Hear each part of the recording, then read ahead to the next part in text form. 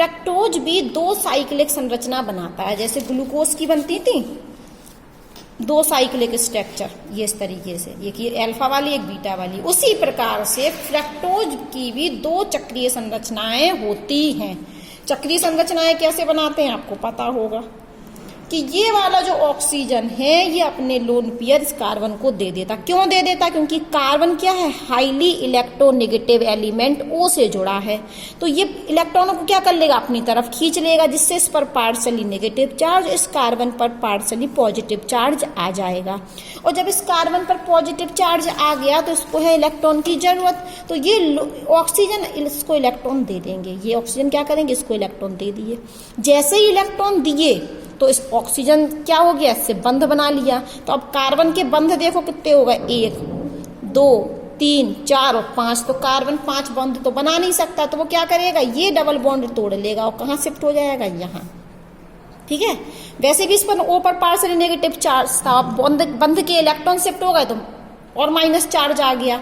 और जैसे ही हमारा ये देखो, ये हमने इसको बॉन्ड दिखा दिया यहाँ पर, सबसे पहले ऑक्सीजन ने अपने लोन पेयर कार्बन को दिए, जिससे कार्बन की वैलेंसी 5 हो गई, तो कार्बन ने अपने डबल बॉन्ड को तोड़ लिया। भाषा लिख लेना चाहे इस तरह, जैसे मैं बोल रही हूँ सिंपल लैंग्वेज में, कि सबसे पहले ऑक्सीजन ने लोन पेयर इस कार्बन को दिए तो कार्बन की वैलेंसी 5 हो गई, जिसलिए कार्बन ने डबल बॉन्ड अपना तोड़ लिया, पाई इलेक्ट्रॉन ये शिफ्ट हो गए O पर, इतना काम हो गया। अब O ने जब इलेक्ट्रॉन दिए तो O पर क्या आने वाला है, पॉजिटिव चार्ज, तो O ने इलेक्ट्रॉन दे दिए, इसलिए O पर आ गया पॉजिटिव चार्ज। तो O तो होता है negative element, highly electronegative element, तो O पर तो पॉजिटिव चार्ज नहीं होना चाहिए, तो ऑक्सीजन क्या करेगा, अपना पॉजिटिव चार्ज हटाना चाहेगा। हटाने के लिए वो पॉजिटिव चार्ज हटाएगा कैसे, इलेक्ट्रॉन मिल जाए, तो ये यहाँ पर एक सिंगल बॉन्ड बना है, तो ये क्या करेगा, इस सिंगल बॉन्ड के इलेक्ट्रॉनों को अपनी तरफ खींच लेगा, इन इलेक्ट्रॉनों को अपनी तरफ खींच लेगा, दोनों इलेक्ट्रॉनों को। तो O से क्या होगा, प्लस चार्ज, पॉजिटिव चार्ज हट जाएगा, और ये H किस रूप में निकलेगा, ये H प्लस के रूप में बाहर। ठीक है, ऑक्सीजन ने सबसे पहले अपने लोन पेयर इस कार्बन को दिए, तो कार्बन की वैलेंसी 5 हो गई, तो कार्बन ने अपना डबल बॉन्ड तोड़ लिया, ये इलेक्ट्रॉन कहाँ शिफ्ट हो गए, ऑक्सीजन पर।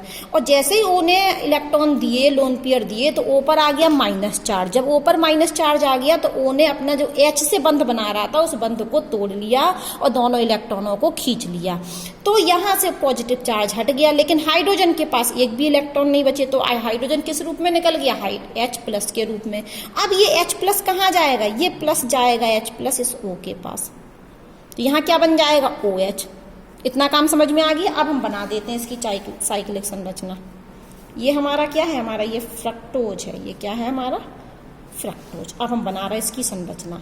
तो सबसे पहले तो हम इस तरीके से बनाते हैं, ये वाला कार्बन लिखा हमने, ये कार्बन, ठीक है, ये वाला कार्बन, ये कार्बन, तो ये कार्बन किस तरफ क्या था, O, लेकिन अभी कौन आके जुड़ गया था, H, तो ये क्या बचा यहाँ पर, वो डबल बॉन्ड नहीं बचा, ये टूट गया, तो सिंगल बॉन्ड OH, इतना बन गया।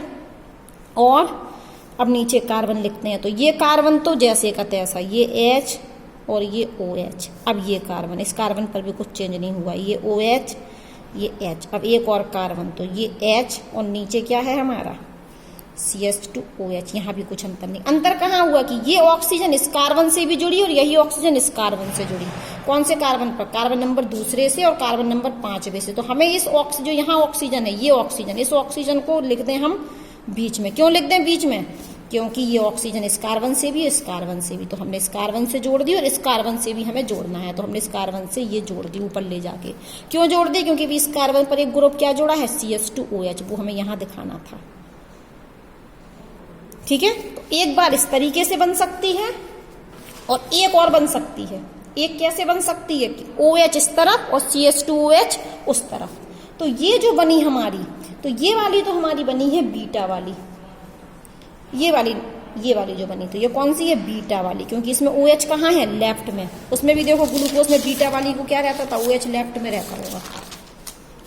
देखो बीटा है, OH कहाँ है, लेफ्ट में। यदि OH राइट में तो अल्फा, तो ये OH कहाँ है, ये है लेफ्ट में, लेफ्ट में है, इसलिए क्या बना हमारा, बीटा। तो इसका नाम क्या होगा बेटा, इसका नाम होगा बीटा। और डी का मतलब क्या है, क्योंकि ये OH कहाँ था, राइट में था बेटा, देखो इसलिए डी लगा है, CH2OH के बगल वाले कार्बन पर OH राइट में था, इसलिए D लगा। लेकिन अब वहां लगाते थे हम ग्लूकोज में प्लस, यहाँ क्या लगाएंगे माइनस, क्योंकि ये लीवो रोटेटरी है, माइनस, और क्या लिख दें हम इसको फ्रक्टोज। ठीक है, अब हम अल्फा वाला बना लेते हैं। अब अल्फा में कुछ नहीं करना है, अल्फा में सिर्फ ये देखिए, ये कार्बन और इस कार्बन पर OH इस तरफ है, और हमारा क्या CH2OH इस तरफ है, और ये कार्बन से ये हाइड्रोजन, ये OH, फिर एक कार्बन से ये OH, फिर ये हाइड्रोजन, फिर इस कार्बन से ये H, और इस कार्बन से CH2OH, और ये O, और ये, ठीक है, यहां लिख दें चाहे कहीं लिख दें। तो फ्रक्टोज की ये दो संरचनाएं बन सकती हैं जिस तरीके से ग्लूकोज में बनती हैं। तो इसका नाम क्या होगा, ये है हमारा अल्फा डी माइनस फ्रक्टोज। ठीक है, अब यहां पर कितनी साइक्लिक, कितनी मेंबर, कितनी सदस्य वाली रिंग बन रही, गिनो, ये बन रही रिंग, हमें ये रिंग दिख रही, ये रिंग दिख रही, कितने कार्बन है इसमें, 1 2 3 4 और एक ऑक्सीजन। तो ये जो रिंग बन रही है ये 5 सदस्यीय बन रही है, 5 मेंबर्ड रिंग, जबकि ग्लूकोज में बनती थी 6 मेंबर्ड रिंग। देखिए, ये देखिए, 1 2 3 4 5 कार्बन और एक ऑक्सीजन, तो ये 6 मेंबर्ड रिंग थी ग्लूकोज में, जबकि फ्रक्टोज में 1 2 3 4 कार्बन और एक ऑक्सीजन। देखो साफ साफ दिख रहे हैं, 1 2 3 4 और 5वां ऑक्सीजन। तो यहाँ पर 5 सदस्यीय रिंग बन रही है। कैसी रिंग बन रही है, 5 सदस्यीय रिंग। तो इसकी संरचना जो होती है ना, वो फ्यूरेन के समान होती है। किसके समान होती है, फ्यूरेन के समान। जैसे हम यहाँ लिखते हैं, फ्यूरेन बना दें आपका, चलो यहाँ बना देते हैं। फ्रक्टोज की संरचना किसके समान होती है, फ्यूरेन के समान, और ये होता है हमारा फ्यूरेन। ये क्या है हमारा फ्यूरेन। देखो फ्यूरेन में कितने कार्बन, 1 2 3 4 ऑक्सीजन, तो 4 कार्बन और ऑक्सीजन। तो फ्यूरेन कैसी रिंग है, 5 मेंबर्ड रिंग है। फ्यूरेन हमारी 5 मेंबर्ड रिंग है। तो फ्यूरेन की तरह इसकी संरचना होती है फ्रक्टोज की, इसलिए हम इसको फ्यूरेनोज भी कहते हैं। तो फ्रक्टोज में अब देखिए, फ्रक्टोज में भी देखिए, इस कार्बन के विन्यास के आधार पर, इस कार्बन पर यदि OH राइट में और CH2OH लेफ्ट में, तो हम कह रहे हैं बीटा रूप है। यदि नहीं, इस कार्बन पर OH राइट में और CH2OH कहाँ है, लेफ्ट में, तो कौन सा रूप है, अल्फा रूप। और यदि इस कार्बन पर OH लेफ्ट में और राइट में क्या हो, CH2OH, तो कौन सा रूप है, बीटा रूप। तो ये कौन सा कार्बन हुआ बेटा, ये तो एनोमर कार्बन हुआ, क्योंकि एनोमर कार्बन क्या होते हैं, वे कार्बन जिसकी वजह से 2 रूप बनते हैं, अल्फा और बीटा। तो ये हमारा क्या हुआ, एनोमर कार्बन है। ये हमारा कौन सा कार्बन है, ये हमारा एनोमर्स कार्बन है। और ये हमने डिटेल में आपको पढ़ाया था अभी ग्लूकोज में, जैसे ग्लूकोज में था वैसे ही फ्रक्टोज में चल रहा है। तो अगर पहले ग्लूकोज का वीडियो देखेंगे तब आपको ये समझ आएगा, क्योंकि इसमें शॉर्टकट में कर रहे हैं। तो ये कौन सा कार्बन है, एनोमर कार्बन। C2 क्या है इसमें, एनोमर कार्बन है। उसमें C1 होता था एनोमर कार्बन, लेकिन इसमें कौन सा कार्बन है, C2 कार्बन एनोमर कार्बन है, और ये रूप आपस में एनोमर्स कहलाते हैं।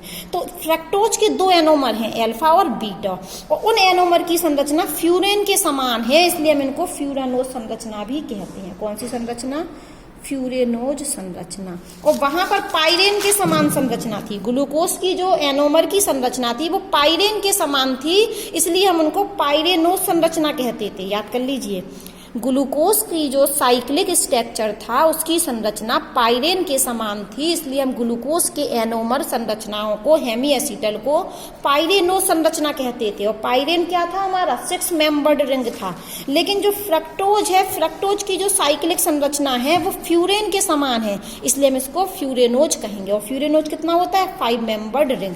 पुराना नियम है, हमने आपको पहले पढ़ाया था ये बनाना, ये पाइरेनोज संरचना बनाना। और क्या बताया था कि राइट वाले नीचे और लेफ्ट वाले ऊपर, बस CH2OH हमने क्या कहा था, ऊपर लगाना है। तो यही नियम यहाँ लगेगा कि राइट वाले नीचे और लेफ्ट वाले ऊपर और CH2OH ऊपर। तो हम बनाते हैं फ्रक्टोज की संरचना किसकी तरह, फ्यूरेन की तरह। तो यहाँ पर हम 2 संरचना बनाने वाले हैं। देखिए ये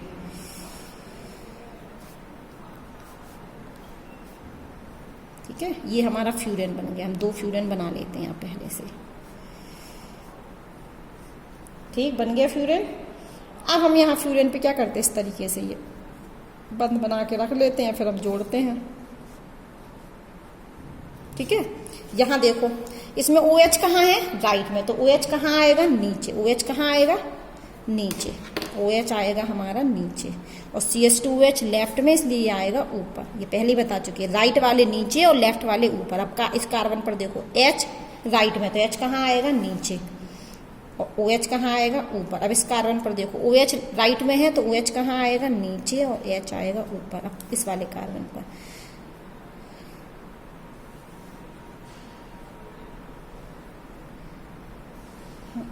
इस कार्बन पर क्या है हमारा, CH2OH। हमने कहा था ऊपर आता है, राइट लेफ्ट नहीं देखते हम इसमें, ग्लूकोज में भी नहीं देखते कि, तो इस वाले कार्बन पर CH2OH कहाँ आएगा, ऊपर, और हाइड्रोजन आएगा नीचे।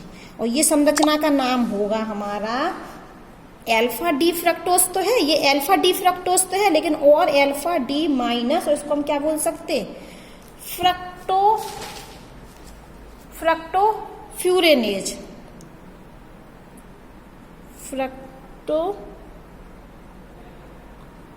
फ्यूरेनोज, जो हमने कहा ना फ्यूरेनोज कहते हैं इनको, तो फ्यूरेनोज। इसका नाम क्या होगा, बीटा डी, और ये माइनस, और फिर से ये क्या होगा,